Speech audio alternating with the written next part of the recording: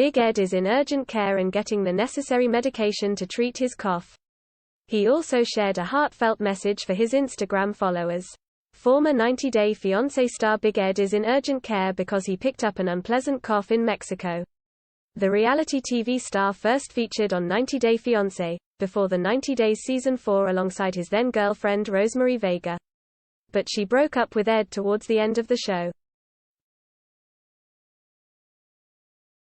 While the San Diego native said he was heartbroken after the breakup, many viewers said he deserved to be dumped after consistently insulting Rose on national TV.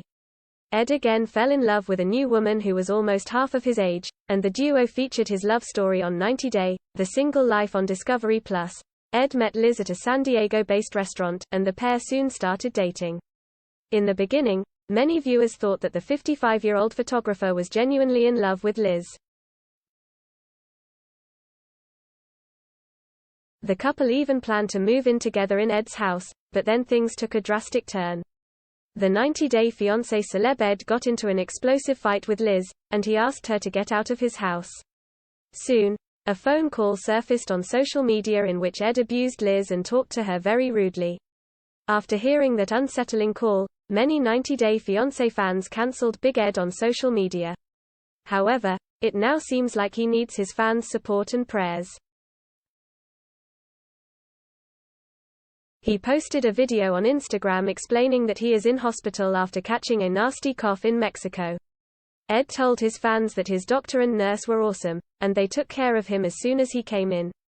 They are giving him steroids and antibiotics at the moment. In the video, the TLC star Big Ed is wearing a hospital gown and a face mask, and his voice is sounding dull. He encouraged fans to get vaccinated and revealed that he got his dose in April.